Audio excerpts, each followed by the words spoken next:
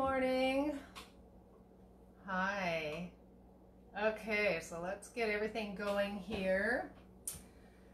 And what time is it? I think it's time. It's always funny how I can't get that thing going without my turning it on, the comments on, so it's kind of funny. Anyways, okay, so today's Tuesday and we did lots yesterday actually. We did the cucumbers here, and so hi Jane, good morning. Hi. So we did the cucumbers yesterday, so I'm just going to show the lovely cucumbers, and you can see, can you see they're fermenting? I don't want to tip them over, but the we did the cucumbers in the salt brine so that they'll ferment, and then we did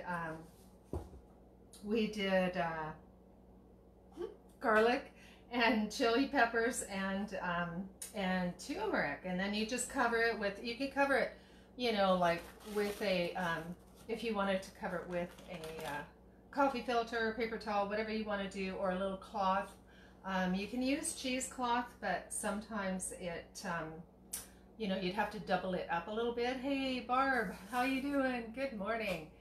Yeah, so so you want to cover these to let them breathe and keep the dust out. And so this is day 2 of the fermented cucumbers, which are going to be like a fermented pickle.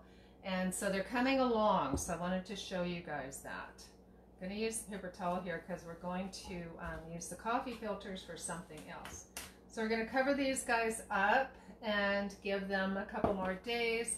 This one here, I actually put the ring around it, so you can use either a canning ring or you can use a, hey Monique, hi, good morning. Yeah, so you could use an elastic around your cover, or you could use the ring or whatever. And this one just has the chilies and the garlic, and that one we added turmeric to it. And something else, I can't remember what, I think it was ginger. So anyway, so for this morning, what we're gonna do, oh yeah, I wanted to want to catch you guys up on everything we're doing. So after that, we made something else, and I can't remember what it was yesterday, but anyway, whatever that was. What we did, what was the big part of my day, and you guys didn't really get to watch the whole thing, but I did post the procedure, and we made the pickled beets. And so I have the I'm going to show you here the actually I should put it in something else, but anyways, the pickled beets. And so they're in, you know, we cut them up, you can see that, into the little or big slices. I had a couple people helping me, so it got a little bit crazy and busy, so you just cut them up and you put them in the pickling juice. But the recipe is different because you don't put your spices in each jar, which apparently is different. Hey Darlene, good morning. So what you do is I saved this to show you guys, and I'm actually going to reuse it. So if you can see this, I don't know if you can see this, but this is, and my hands are clean, everything's clean. These are the pickling spice, and this is for, we did 40 pounds yesterday. And so this is 4 of these, so 1 of these for each 10 pounds. And this has the allspice, so it has allspice in it, as well as cloves in here, and in each bag. And then we had also the cinnamon sticks, 1, 2, 3 cinnamon sticks per 10 pounds. So this, 1 of these and the cinnamon sticks went into a big batch of like 6 cups of water, and then we did use vinegar and all that kind of stuff. And so yeah, so we make the brine and then add it to the jars, so that we're not actually adding the spice to the jars.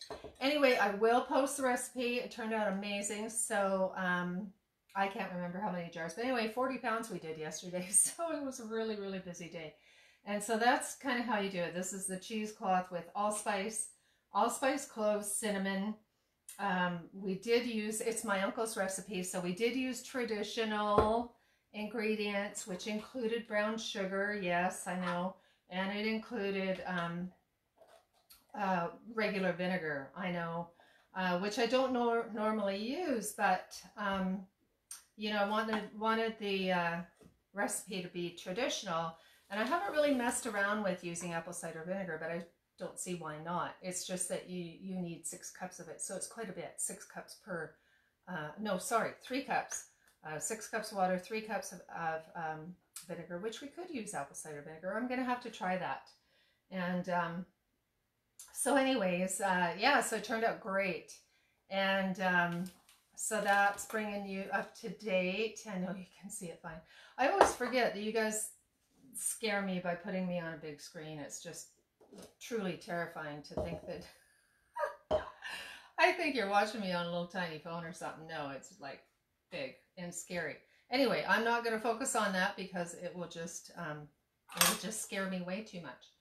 So I'm going to have a little sip of my chakra tea, and this morning I left the little butterfly pea flowers in it so that you guys can see.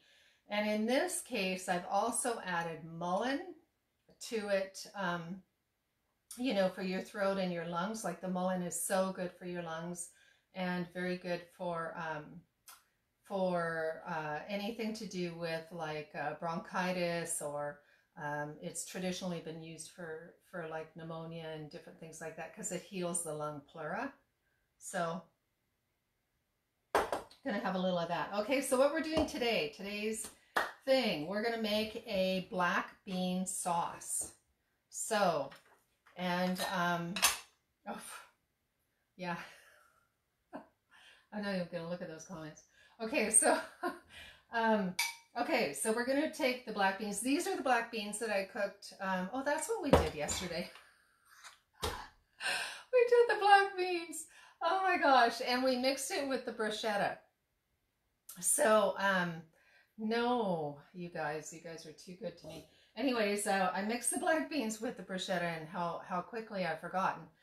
So I decided with these black beans, like I said yesterday, whenever you make something, it's always good to make extra, so that so you have something. You know, you're hunting around the fridge, and you want to make something different while you're, you know, trying to decide on dinner, and just adds a little extra side dish or condiment even to what you're making. So these are the extra beans, and I'll probably use the other half for soup or something, you know, so that's like 3 days use of cooking one thing, which saves time, right?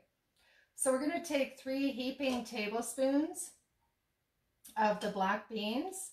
Actually, we're going to do 4 because I think I'm going to like this. I have not done this before, and for anybody new watching, we do a lot of experimenting. It's like a lot of things that people want to learn how to do, and so so I'm all up for trying something new and experimenting, and then we really have fun and make mistakes, and I make them so you don't have to, or at least that's my excuse. Anyway, I'm going to stick to that. So 4 tablespoons of black beans. So we're going to add to that. We have all our ingredients here lined up, so I don't forget, because we have other things too. So we're going to add, I think about maybe 2 tablespoons. Let's see, that looks like 1, that looks like 2, that looks like 3 tablespoons of olive oil, because I think it needs to be kind of, you know, flow easily, and so I think that's going to help it to flow, like when you're pouring the black bean sauce out. I think that's going to be really helpful. I am going to add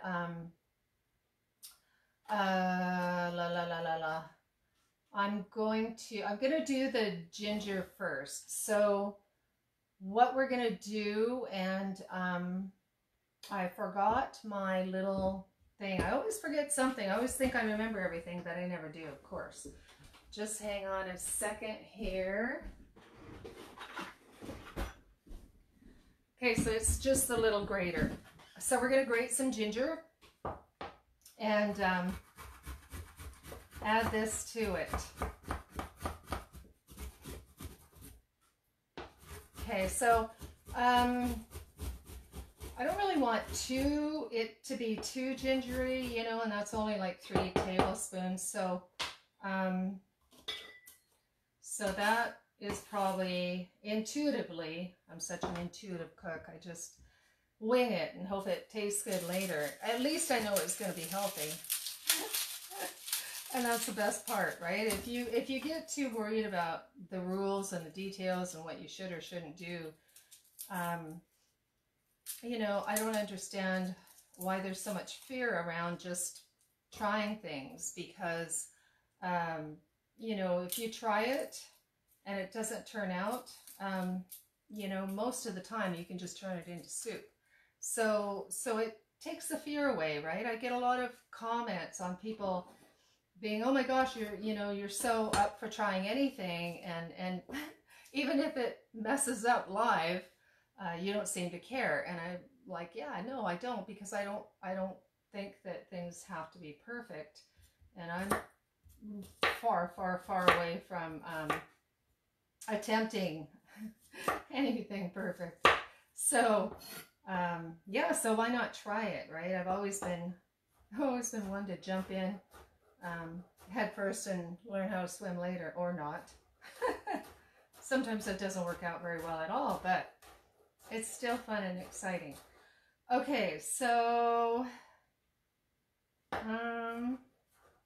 okay, what do you guys think? I'm thinking, yeah, let's stick with tablespoon amounts, because I do really like garlic. So we're gonna go for a heaping tablespoon of garlic. How's that look? Does that look like a heaping tablespoon? I think so. Okay, because we do, you know what, I'm going to add more because I love garlic so much. And I'm just thinking black bean sauce is usually pretty garlicky, I think. Okay, and I'm so excited to have all my brand new garlic. I hope you guys grew garlic. It's just too easy. Okay, I just threw the whole clove in. Good enough. Okay, so we have oil and garlic and ginger. I'm going to add just a little bit of apple cider vinegar, and we will be, when the apples come in, we'll be making our own apple cider vinegar, which is super exciting. I'm not going to add too much of that. Yeah, no, a teaspoon. I just put a teaspoon, just hardly any. And so, yeah, we're going to make our own apple cider vinegar, and we're going to make other vinegars like for cleaning and stuff. So, so that's going to be really fun and super easy. So, the other thing I'm going to add is like a tablespoon of soy sauce. This is the tamari. It's the gluten-free soy sauce. And so, you know, I don't think this one's fermented. Oh yeah, I think it is fermented. So that's good. So you want to try and get anything you can get that's fermented. You want to try and do that. I'm going to add a generous amount of that, like a tablespoon. Yeah, so you want to try and get the best quality soy sauce and the best quality, and if you can get it from, I knew that was going to happen. I had somebody that was going to drop things off. I'm just going to check real quick on that, and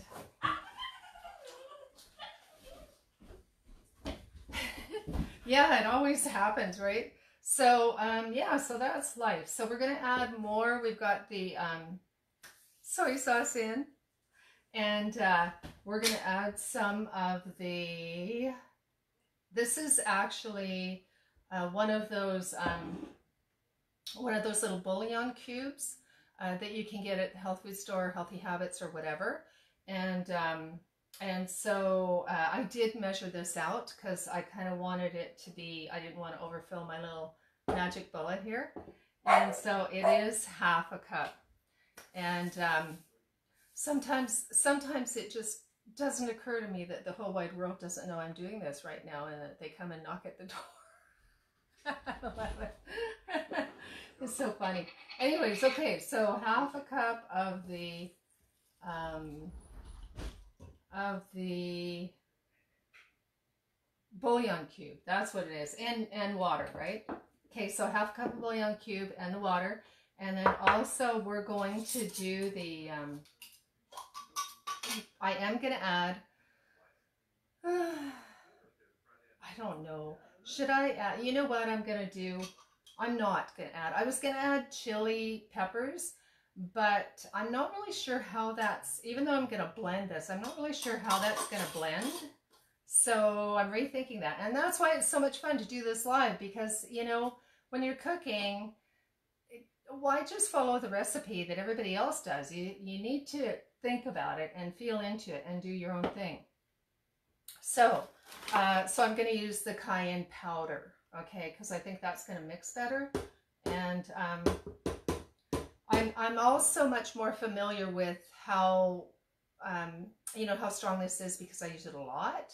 So I'm very familiar with how this is going to taste the end result. I don't use chili peppers as often, so I'm a little more unsure, even though I don't care about being perfect. I do know that chili peppers can be really strong, and they're good, and I love them. They're really good for circulation. Anything, excuse me, anything with cayenne, don't breathe it in when you're pouring it. Anything with cayenne is increases circulation, helps with the blood flow, helps with the arthritis, for inflammation. It accelerates anything that is happening in the body, right? It helps move things. It opens up the capillaries. That's why it pushes out for the circulation. So if you are on any kind of medication, if you're going to use cayenne in a medicinal dose, which would be like 2 capsules, you do have to be careful if you're taking any other medication, because it will work as a blood thinner, right? It'll move things, and so it will amplify. That's the word I'm looking for. It'll amplify whatever medication you're on if you're taking it in capsules. If you're just doing a little sprinkle, you know, it's no big deal. Sprinkle here, sprinkle there, which I think everyone should do in pretty much every meal that you cook. But if you think about it, 2 capsules is quite a lot, and that can affect medication. So, you know, there's a lot of precautions when it comes to mixing herbs with any kind of prescription drugs or anything like that. There's a lot of caution. You really need to see either a herbalist or, you know, even your pharmacist or a natural health practitioner to make sure that you're not doing anything that's going to interfere with what you're on if you're taking anything. So, okay, the other thing I want to add here, I have just a little bit of coconut sugar, and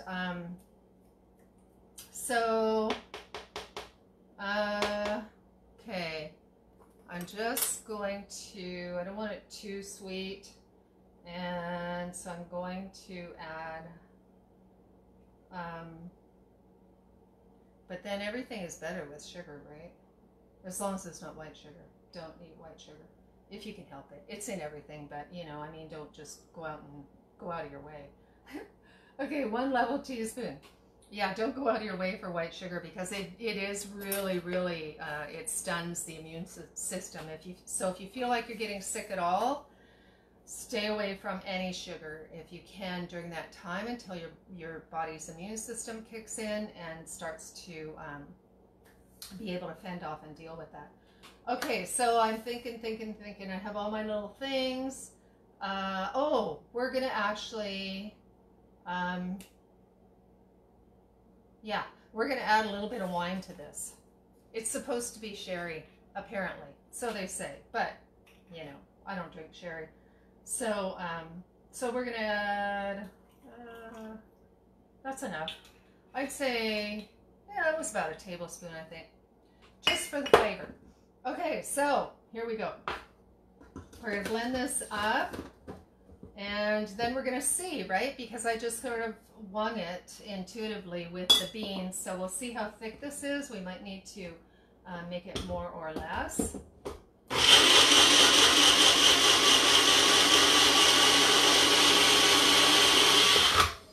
Definitely more beans, because this is looking like I don't know, black bean soupy sauce or something. Okay, so let's see. Good thing I have extra beans. And that's another reason. Always cook extra.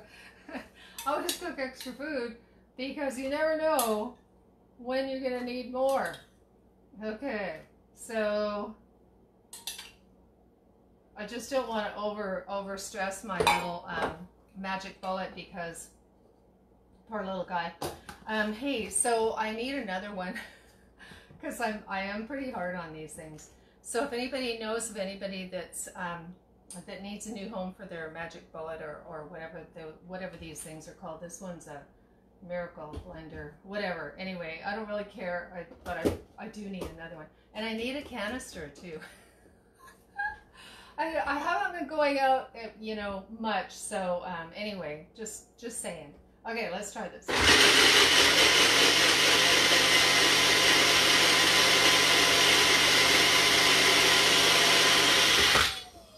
Okay, so it's looking a little bit better. What I might end up doing is adding the rest of those beans and put it in my Vitamix, just because this is too full. But I want to taste it. And let's see. Just get the flavor.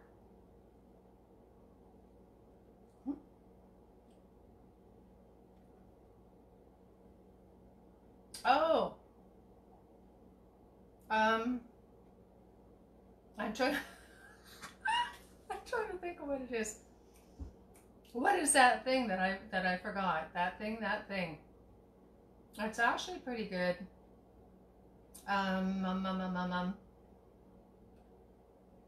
Yeah. I think it tastes really, really good. As a sauce, this would be really good. Oh my God, it'd be so good on pasta. It'd be so good on pulse it. Yeah, I can pulse it. I can put the rest of the beans in. But I'm just thinking of the flavor. There's something. Yeah, it's really good. Like, it takes a minute because it's so thin, you know.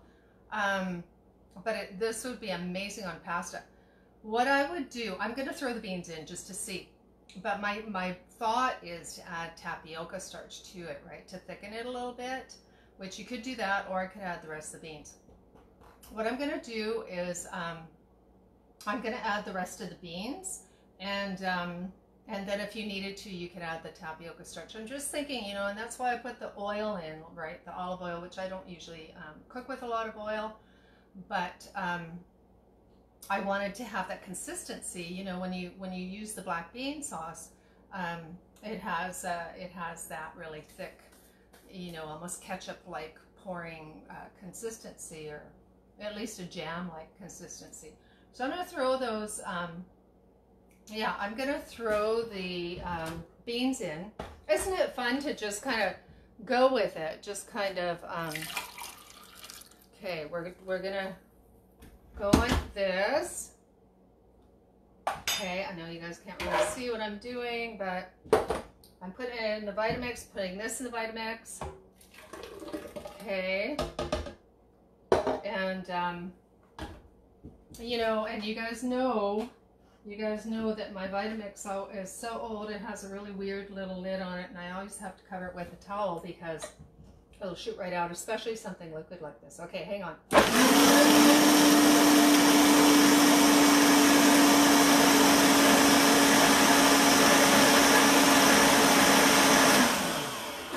The problem with something that just has that much is it shoots it up and then you have to wait for it all to drip down.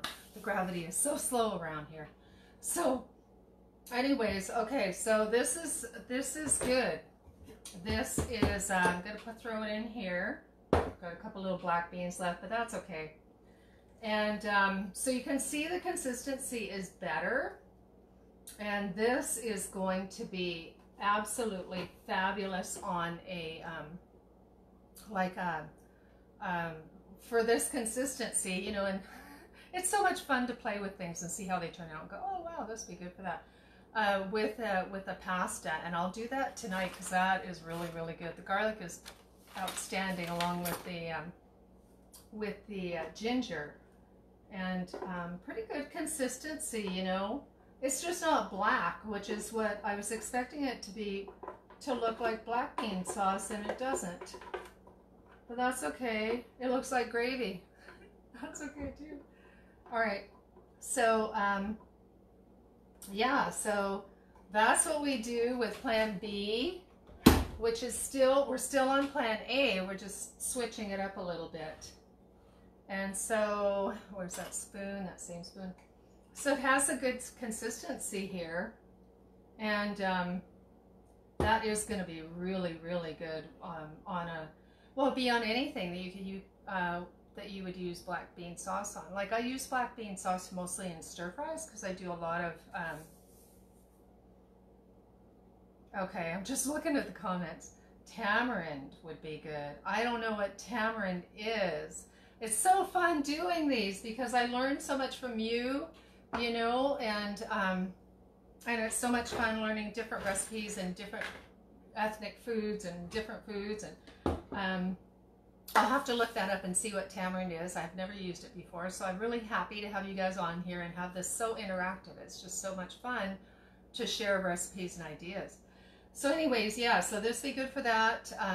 Be good to add to, yeah, I usually add the black bean sauce to, like if I'm doing especially portobello mushrooms or any kind of vegetables or mushroom thing, but just this consistency and the flavor just really feels like it would be so fabulous on the pasta. But I'm also thinking be really good with, well, with anything, but it'd be good with potatoes as well. So anyways, yeah, that's our black bean sauce. I wish I could make it blacker. Any ideas on that? But it tastes amazing, super easy. Yeah, just use your little black beans. You could do it with anything, I'm sure. I'm sure it wouldn't have to be black beans, but that is really, really tasty. I wish you guys could taste it. So, so that's that, and very yummy. The other thing I was going to share with you guys was, we talked about the beets. Oh, the carrots. I was going to show you this real quick. So we're fermenting the carrots. Now remember, we did this last week, and we put the carrots in and we're fermenting them. So it has carrots, it has the onions, it has the garlic, and I put a little bit of green pepper in it, and a little bit of what is with today? I am not answering that.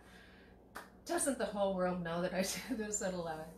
So yeah, so anyways, put the grape leaves in to hold the firmness for the carrots.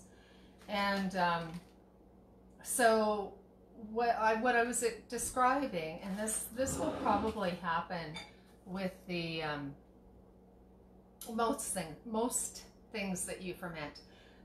If the whole thing, anything, whatever it is, I'm a little distracted, sorry, but any of the food that sticks out from the brine will tend to mold, right? If it touches the air, it'll tend to mold. And so what I was saying is, with most things like sauerkraut or anything homemade like that, it gets like the little SCOBY, the little kind of like a film on top. And so that is different than mold. And in the old days, you know, and I've done this too in the old days, made a big, huge pot of fermenting sauerkraut, right? Those big, you know, the big, huge ceramic, I can't remember what they're called, but they're giant, right? So your thing is like 25 gallons. And so, so it develops that film on the top, like that SCOBY. And actually, thanks to Monique, she shared with me, it's called a calm.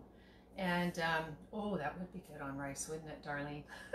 So, so anyways, so that SCOBY thing that goes on the top of the sauerkraut, when you're making a big thing or a little thing, especially with sauerkraut, typically what they say is just scrape it off the top.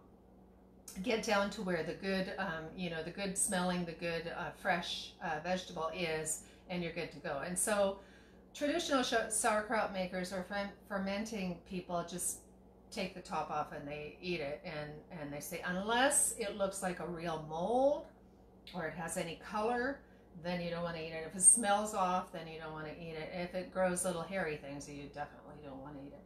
So, but typically they're depending on the vegetable, they have different types of scobies or calms. And so this one here, I just wanted to show you, and I think you guys can see it. Whoops. See, it's got a little, it's like a little white, I don't know, little white scum, I guess you could call it. And it's kind of like a kombucha SCOBY. So this here, you can just, I mean, this is high enough. I have the water high enough that I could actually pour it off most of it. You can scoop it out and then taste your carrots, which I did yesterday. And because it's so warm, it will start to ferment faster. If it's cooler, it'll be slower. So take it out. I'm going to scrape this off before I try the carrots. I'll scrape it all off, get it all clean, wipe it out, you know, with a Kleenex or whatever, make sure it's super clean, and then try the carrot. And if I feel like it's, that it's good, you know, like it's finished fermenting is what I'm trying to say, because it'll go from salty, because it's a salt brine, so it'll go from salty to being vinegary. So it's that perfect combination of whatever turns you on, whatever tastes right to you. And so I'm thinking this has been about a week and a half or so. And so what I'll do is I will take that off, try it if I like it, put it in the fridge. And then when you put it in the fridge, you can put a regular top on it that doesn't have to breathe. And then you put it in the fridge, and that stops the fermentation process. And then it's good. It's fermented and it's in the fridge for like, you know, people have left them for a year and maybe more. So anyway, I just wanted to show you that. So it will develop those kinds of things. This one here has the perfect pickler. So it has the top on it with the water so that it can breathe and release the gas. And so in this case, it would not create that little scum and the little you know, the little film on it, right? Because it has that. There are other things that you can buy. There's lids with like little rubber, almost like a little tiny nipple on it that has like a hole in it that's so tiny that the air can escape, but the bugs can't get in or the dust can't get in. Anyway, I wanted to show you that, but we're going to go on to our next thing. And our next thing, okay, so I'm trying to remember who it was last week, but somebody requested that we do more with the ginger and the kombucha. So, okay, two things. What we're going to do, I don't know if we really have time to do that. I wasn't thinking that it would take that long.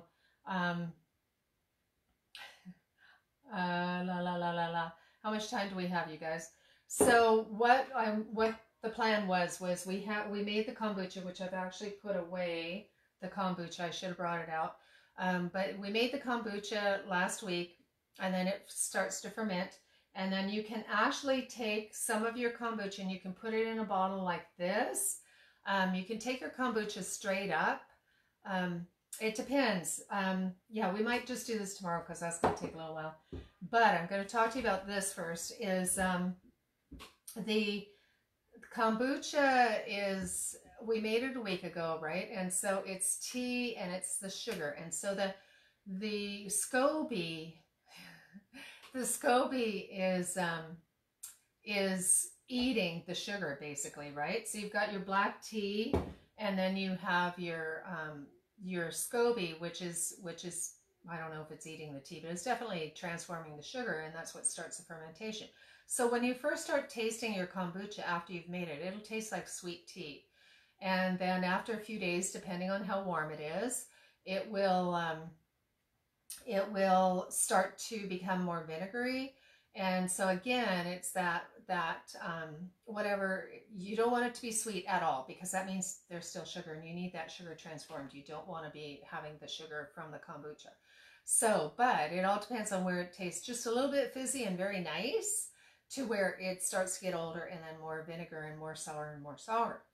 So at that point, or even after, when it becomes more sour, I actually like that. You know, it's called a shrub when you're drinking fruit vinegars, and we'll do that too very soon. Anyway, you can take like a shot glass or two, depends on your taste, right? a quarter cup even of the kombucha, and you can add it to whatever you like. It depends how good your water is. Like, you don't really want to use chlorinated water, but if you have filtered water, then add it to your water, and then add some ginger, like ginger slices, and leave this out, and this will ferment, and it will actually make like a ginger ale, right? So it's a very natural, sugar-free, really, because the SCOBY is eating all the sugar, but yet it tastes kind of vinegary and sweet and fizzy. So when you do this, you want to make sure, because it's going to ferment, right? You're going to leave it out and it's going to ferment. You want to make sure that you have something on here. I like to use a cork because if it gets really pressure in it, then this would pop off. So you want to put it in a place where it's safe, right? Where it's not going to ruin any appliances or anything. You know, and preferably keep checking it so it doesn't get to that point. So you can do that. You can put a, you know, same thing, right? A little coffee filter over the top and do that. But I like to do this, and then what I do is I put this in the fridge also. Like, once it gets to the point where it's perfect fizz, perfect ginger taste, then, and you want to stop the fermentation, right? Same as what we were saying before. When you want to stop the fermentation, you put it in the fridge. And so, so then you would put this in the fridge, and then you would want it to stay firmer. Oh, I've got gravy on my finger. Anyways, so you would want it to stay firmer, and then you can put like this style of a top on it, but you really do want to be careful that it's in the fridge and it's being kept cold, because if you put one of these snap tops on it, and you leave it out accidentally and it starts to ferment, it will actually blow off. And I've heard, I don't know, but I've heard of it just exploding, you know, like depending on your glass, I've heard of it exploding. So, so I like to have this as a little bit of more of a safety feature, because it would just pop off and it wouldn't really, you know, it would just pop off and dribble out, right? So, okay, I'm just going to repeat that. And I will save that next thing for tomorrow, because it'll tie into this, right? And that's going to take like longer than I thought. I always love too much information, right? I love overwhelming myself with, oh, this would be fun, that would be fun, and it's all really good. But sometimes I have to look at the time. Anyway, okay, so going back to that. So you've got your kombucha. I don't know if you guys made the kombucha last week, but basically it's 16 cups of water to 1 cup of sugar and 10 tea bags. And you know, the traditional recipe is that you brew the tea till it turns black, and then you put the sugar in and you stir it until it dissolves, and then you let the whole thing cool, and then you add a piece of kombucha SCOBY. It doesn't really matter how big, you know, and 1 cup of the starter from the previous SCOBY, because that helps to start the ferment. And depending on how warm it is right now, you're looking, I mean, you can keep tasting it, right? I wouldn't really taste it for more than 3 days, because it's going to be too sugary. Or I mean, before 3 days, because it'll be too sugary. But like on the 3rd, 4th, 5th day, you can start tasting a little bit. Just take a little spoonful out, and or a little shot glass. You know, I like to use the shot glasses with a little handle. You can just scoop that out, take a little taste. And so when it stops tasting sweet, but it starts getting fizzy, then you can judge if you like that. And then, like I said, take out a 1/4 cup of it, put it in here, add some water, add some ginger, or you could add whatever fruit you want. You could add raspberries or strawberries or whatever. And then you're going to leave it on your counter for it to do the second ferment, right? So it's going to sit on your counter for, you know, another 3 days or so. And that's when you really want to watch it, right? Because depending on how warm it is, you'll see bubbles forming and coming up, and it's building its fermentation. And then same thing, you're going to try it and just see, pour a little bit out and see when it's just perfectly perfect to you. And it'll, you know, it's practice and time, you know, you might think, oh, that's really good, and then you might leave it too long, and that's okay too, and too vinegary. I mean, you can always add some sort of sweetener like a maple syrup or whatever. So it's not like you're going to mess it up. You can always just fool around with it, right? So yeah. So, and when you think it's perfection and you want to store it, well, that's the important word, I guess. When you want to store it, that's when you put it in the fridge so that it won't continue to ferment and become, you know, too fizzy, especially with the lid on it. The other thing is, the longer it ferments, the more vinegary it will get. So the more sour it will get. So yeah, so that's the only thing. And if it turns into vinegar, then woohoo, you've got vinegar that you didn't know you were going to have. So and good for you vinegar too. You can use it similar to apple cider vinegar. So you can just have a shot if it's super vinegary. You know, if it's too strong for you, add a little bit of water to it. But it's super obviously good, probiotics and everything. So it's a health food. And then if you really needed vinegar for whatever, you know, for cooking or even cleaning, you can do that too, right? So nothing really goes to waste. Even if it goes bad, it's still really great as a disinfectant and a cleaner. So yeah, so it's these are good things to work with and to get to know, because as we go ahead with what's happening in the world, I think it's really important to go back to a lot of these home remedies and these old ways of, you know, when they couldn't go out and buy store-bought apple cider vinegar or whatever. And the health benefits are just, I mean, unbelievable. You guys know I've been on and on and on about the benefits of the probiotics and the raw fermented foods and everything, and how beneficial it is to your immune system and your gut health. And there's been more and more research. If I don't know, like I don't follow a lot of people exactly because maybe there are things that they've said that I don't know about and may not agree with. So except for Dr. Michael Greger. Dr. Michael Greger, he runs the nutritionfacts.org. He's pretty good because he bases a lot of his stuff on research and science and a lot of you know, studies, right, that have been done. And so I think he's pretty good. He's up on my like over 95% I agree with list. But anyway, someone I've recently been following, and so far it looks pretty good. But especially this one thing that I really resonated with that he said was with this whole viral activity, that it has everything to do with your immune system and your gut biome as to how you prevent it and also how you react, right? And it's Dr. Zachary Bush, I think that's his name.